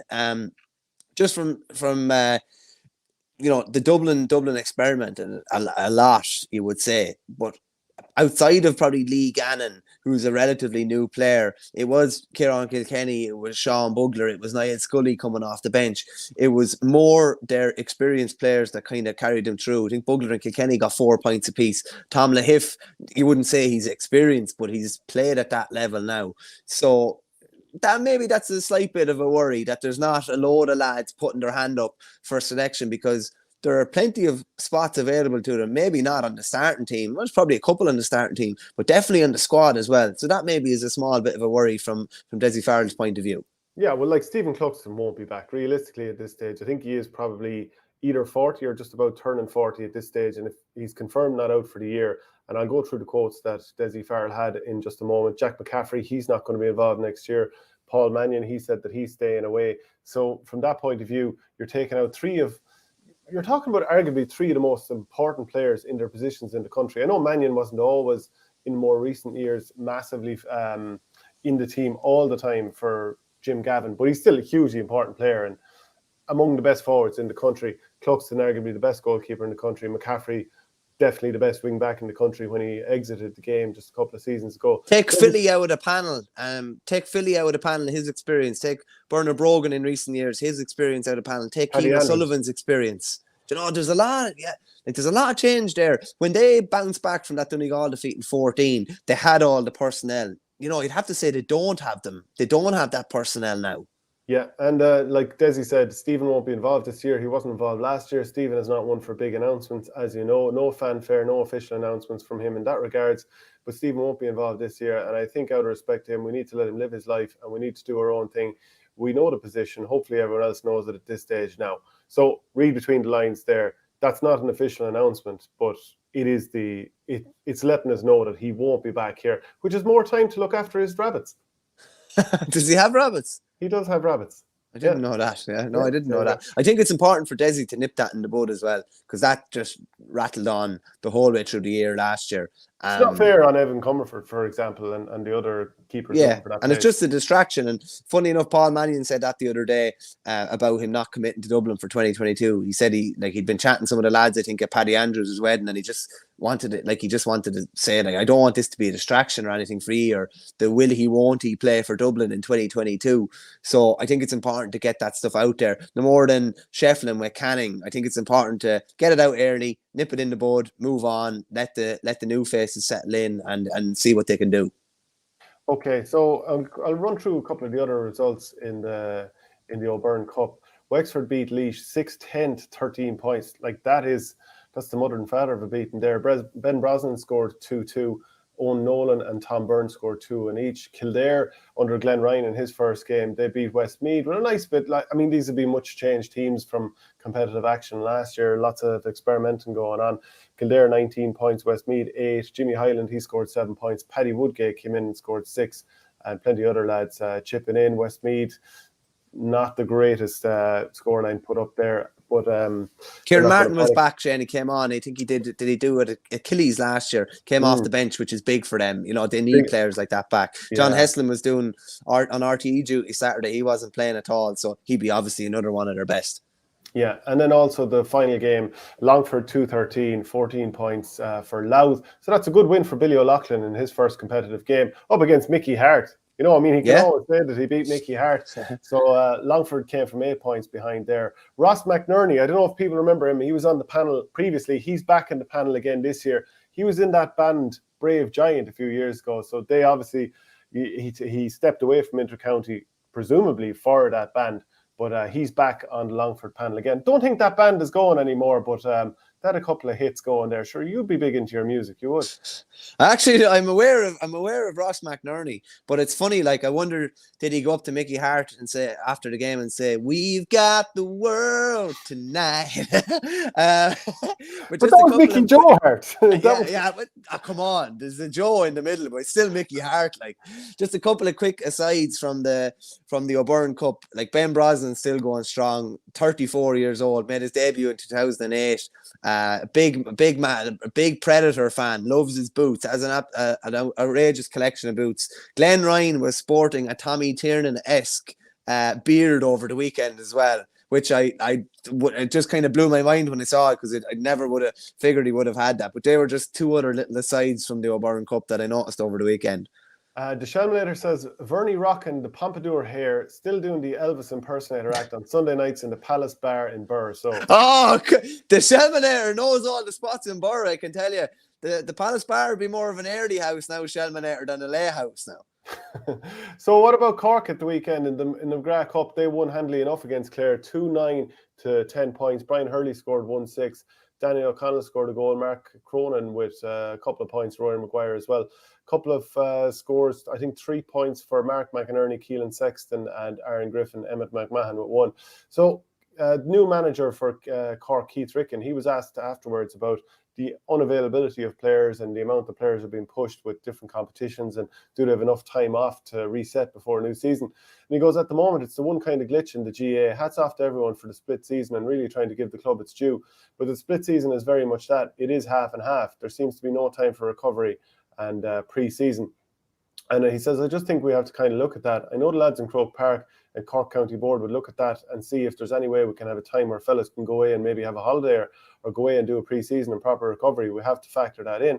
Some of the guys we have are just finishing up county championships or still involved in the case of the Bars lads.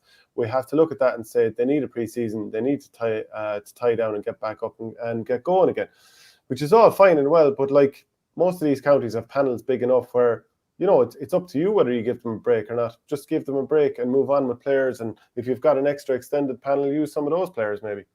Yeah, no, I understand what you're saying. I'd much prefer to have somebody like Keith Ricken who will give an opinion.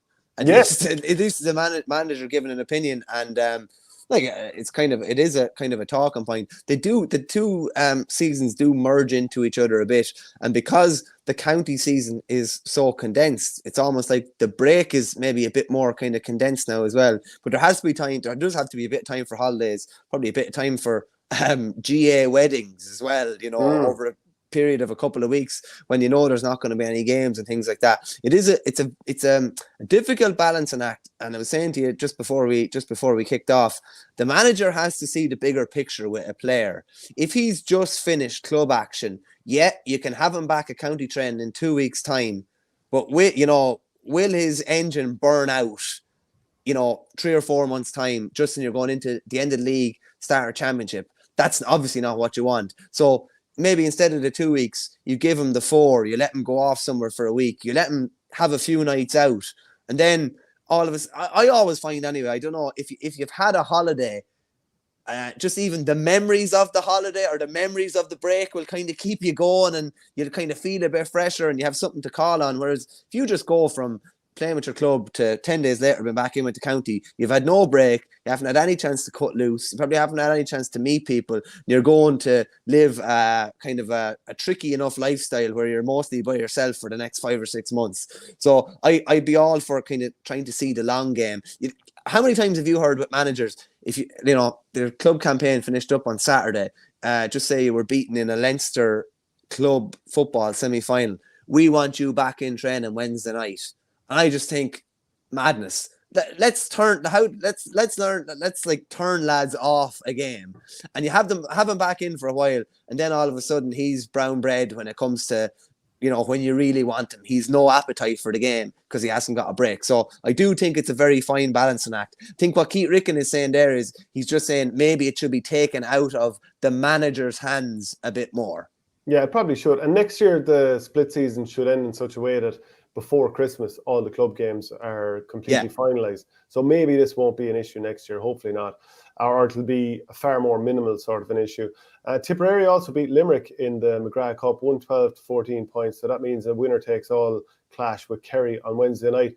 And for Tipperary, not having Conor Sweeney, who was involved with Skahina Rinky, and then also Michael Quinlivan not being involved this year, it's good. It's tough, isn't it? Like, to not have your marquee forwards there, obviously for this game, which isn't the be-all and end-all, but knowing you don't have Quinlivan for the year is some blow. Yeah, it's a tricky one. Funnily enough, he was gone for 2020 and COVID brought him back. So you kind of nearly say technically he never had a break from inter-county. So it's 2 years after, but now he did a bit of traveling, I think. But now he's obviously looking to take a bit of a break. And listen, that's your personal choice. But he's going to be a big loss for Tip. He's just such a focal point. Will always take probably the opposition's best defender or their second best defender if Sweeney's beside him. So that's going to be a tough one for them this year. Yeah, without doubt. A couple of results in the Connacht FBD League as well. Roscommon, they beat Sligo 323 to 21 points, and that's obviously. I know nothing about that game. Was it played in the Dome? I'm pretty sure it was played in the Dome, yeah. The scoreline would definitely suggest it. I don't know anything about that game because I didn't see anything about it, but the scoreline would definitely suggest it was played in the Dome. Well, if Conor Cox, who scored 11 points as well, scored 8 points from play, you'd imagine it was in the Dome. So they're in the FBD League final. It surely was, yes. It surely was. I just checked it there. Like, it's gas. We should do a test one of the weeks. You know, put a load of score lines up. Which games were played in the Dome? Well, there'll be the ones involving Galway, Mayo. Well, that's true, yeah. Conor Cox scored 8. Donny Smith scored 4. Plenty of other scores. Niall Murphy put up a big tally for Sligo, 13 points. And the McKenna Cup, Monaghan, much changed. Monaghan beat Fermanagh by 16 points to 11. Obviously, everyone is trialing out players. Good one about Niall Murphy. When COVID hit, Niall Murphy was, I think, one of 2, or definitely, I think it was 2 permission players that played in New York that year. Nobody got to travel over because of COVID. No one could come over from Ireland or anything like that, but he was somewhere else in the world and went around to New York, I think it was. So, you know, the way there's always a big list of permissions and you go down through them. I think he was definitely, might have only been 1 or 2, but he was one of them. And I'd say they're delighted to have him back on board. He put up a big score against Leitrim first day out as well. A really good forward. And just before we do go to the week, just a reminder, people, please do subscribe to the patreon.com/OurGame, $5 a month. Subscribe to the channel, which is absolutely free. Just press the button in the bottom right-hand corner, or else just go to the other social media channels and follow there. Final thing then, go to the week. I'm going to come straight out of the blocks here and say Paul Kerry of Porrick Pearses and Desi Hutchinson of Ballygunner. Those 2 have to be my goats of the week. Kerry just filled his boots in that game against Knockmore, and Desi Hutchinson won 5 in a Munster final. Can't beat it. Yeah, both of them very worthy winners. But we're gonna have 2 nanny goats this week, because I'm gonna put down Breed Stack and Cora Staunton for their exploits with the greater Western Sydney in the AFLW. Breed Stack suffered a career-threatening neck injury last year, managed to get back, made her debut at 35, which is some going. Cora Staunton at 40 kicked 2 goals and was, I think, the oldest player in AFLW history, and just still manages to I don't know, defy mother time, you'd probably have to call her. Fair play to them. They are our goats of the week. Right, that's it for the show. We'll be back again on Thursday with more of this GA goodness. Thanks very much, Michael. Cheers, Shane.